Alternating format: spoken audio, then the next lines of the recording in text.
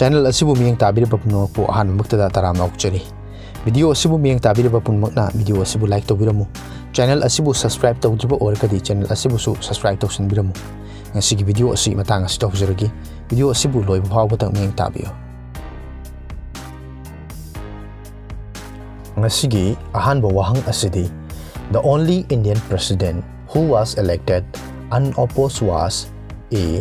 Rajendra Prasad, B. B.V. Giri, C.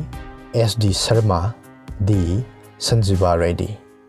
India ki president da ngasi phawbada oppose tawdana elect tawkiba president adu karambano? A. Rajendra Prasad, B. B.V. Giri, C. S.D. Sharma, D. Sanjeeva Reddy. Ngasigi ani suba wahang asidi water pollution in rivers is measured by the percentage of dissolved amount of A.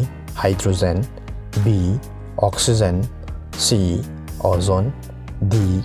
Nitrogen. River gi water pollution gi chang asi ising aduda dissolve tawriba karamba gas ki matung ina khangbagi ahanbada hydrogen, ani subada oxygen, ahum subada ozone, mari subada nitrogen.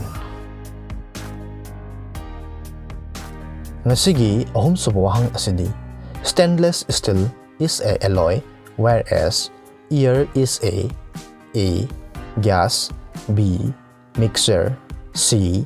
Compound, D. Solution.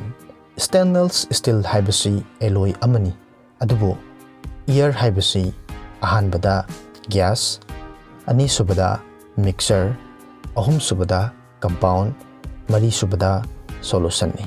Matakta panjakriba wahangsing asigi adom-adomgi achumba wahang ki pakhum adu asig video ki kamenda sungsoi dana pibiramo. Mamangi video da hangjakhiba wahang ahum ahanbada all of the following rivers pass through Himachal Pradesh except A. Sutlej, B. Ravi, C. Bias, D. Chenab. Hairiba wahang asigi achumba paukumna D. Chenab ni.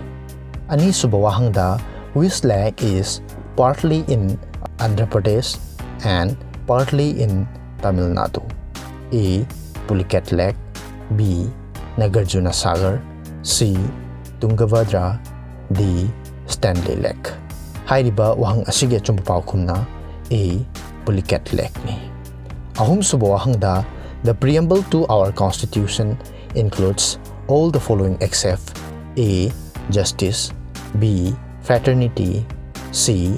Secular, D. Adult franchise. Hairiba wahang asigi achumba paukumna D. Adult franchise ni.